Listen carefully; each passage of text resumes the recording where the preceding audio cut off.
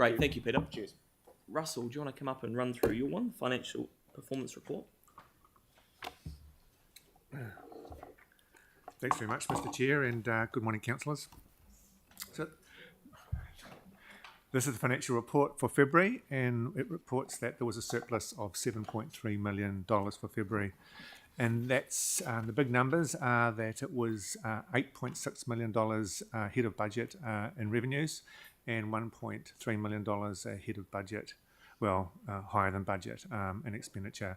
The main drivers for that are not inconsistent with previous reports that are brought to council. Higher interest revenues, higher transwaste dividend coming through, rates revenues, so that's the growth component coming through, higher than expected.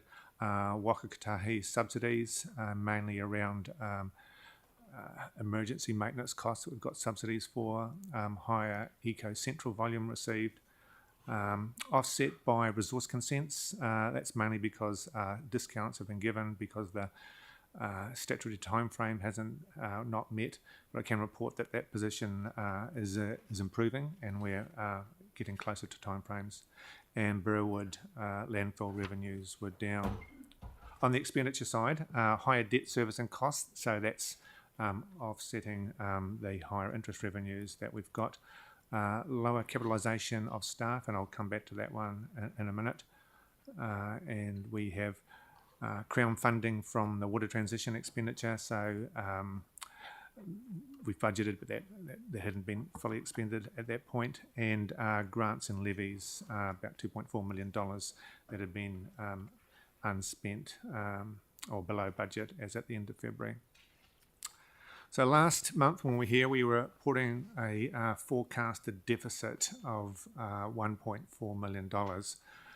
The forecast deficit in this report is a surplus of $0.2 million, so quite a move.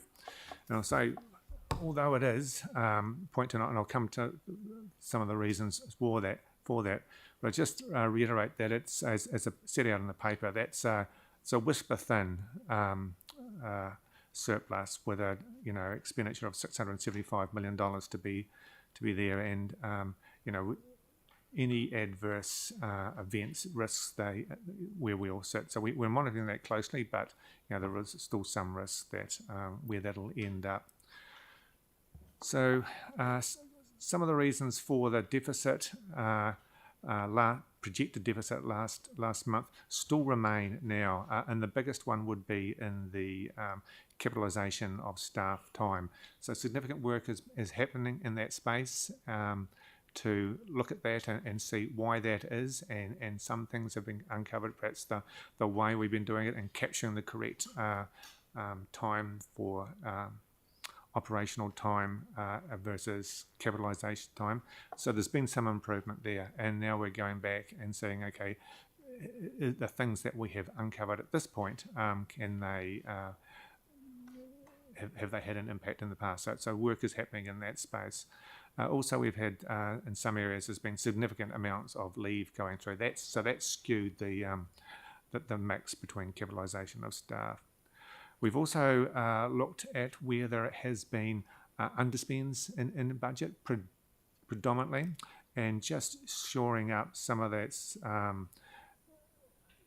Will that still be there at year end?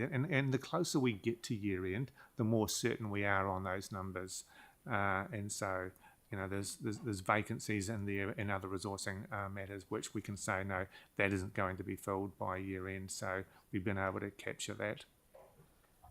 So that's the reason for the move. And as I said, it is still quite a thin margin. So it's we're still going hard with the business and budget managers to shore up those areas where that there could be possible surpluses that we can actually bake in now rather than wait till end of June. So I do have a verbal update on Treasury, but I'll take any questions on this part before I move to that, if that's okay, Mr. Chair. I can keep going? Yeah, good as gold. So sort of deviating from the paper a wee bit, Ideally, the group treasurer, Steve Ballard, would have been here, but Steve's tied up with a bond issue at Orion, so he can't be. And we thought it was pertinent just to bring, I guess, an update in the treasury space with recent world events and the impact that it's having here. And so there has been some, I guess, murmurs. Okay, it's GFC all over again because of Silicon Valley and what's happening in Switzerland. So we can say that's categorically not the case. The Silicon Valley Bank was bad interest rate risk. So they took the gamble during COVID that the long-term interest rates would stay low, and that hasn't materialised. And so depositors have withdrew their funds looking for better returns. So as Steve has put in his notes to me, the old-fashioned bank run situation. And Credit Suisse situation, so that bank had been making some high-profile loss-making deals in the past couple of years. And so the situation was compounded by the bank's largest shareholder saying that they weren't going to provide any more capital. So that's the situation there. So other banks have similar stresses, especially second-tier US banks, where some of the regulations were relaxed. But just to reiterate, this isn't a system-wide exposure like the bad debts and the subprime mortgages in the US that led to the GFC. So it's specific things.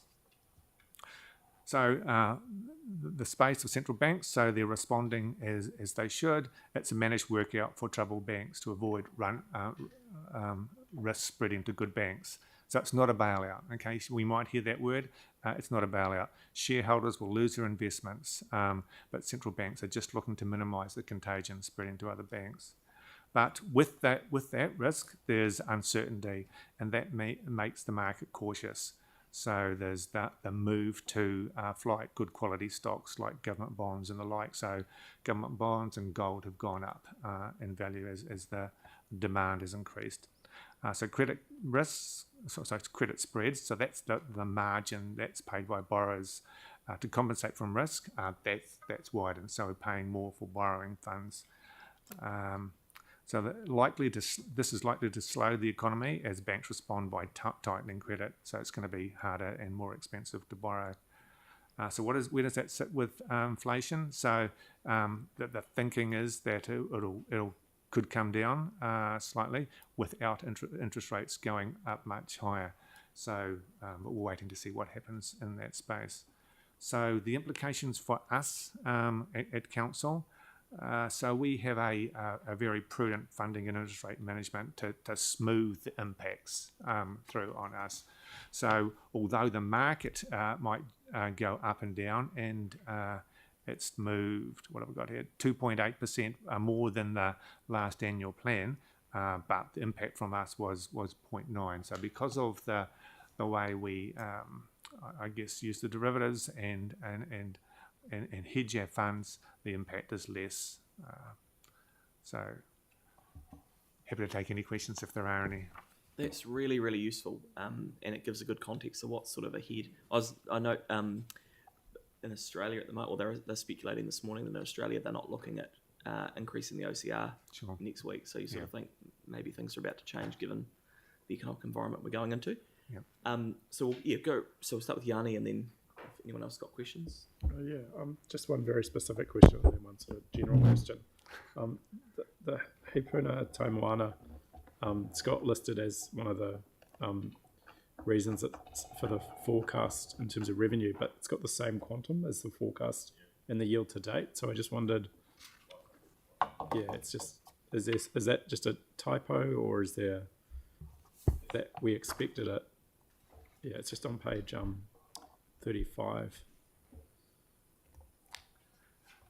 But anyway, I'm happy to get... No, that's a great question, and thanks for asking it, because often those numbers are changed from one column to the other. What's that saying is that at the year to date, the position is $500,000 moved from budget, and we're saying that at year end it's going to be $500,000 to budget. So that means it's not going to be changing between now and year end. That's what that means. Right. Often the numbers are changing because the position will change from now, but in that instance, we're not expecting a change. So at the end of the year, we'll see what that difference was in terms of the... Well, at this stage, we're flagging that to be $500,000 move. Yep. Oh, okay. I guess I'm just confused why it's on the list then if it's no change. Well, no. Okay, these aren't the changes from one to the other. These are the two columns. One saying... The difference from budget. the position that's for year to date, what's impacted that, and the next column is saying the position that impacts the forecast. Okay. Move from budget. Right. Yeah. Just a high level question. I don't know if it's part of the Treasury report. If it's not, I'd be kind of keen to know when we do get a chance to understand it. But the revaluations would have had a significant impact on our budget, or in terms of our I mean, they must have had a significant impact. Where do we get visibility? In what respect? Well, we'd be paying more rates On our buildings. on our buildings and on our assets. I asked the question because the public Yeah. will be watching, and Sure. just so they So differentiate. just trying to understand when we understand the consequence of that. And I know the objection period has closed, and I wondered if we'd put any objections in on any of our assets, given I think previously when we were briefed, it did show a very huge increase in value.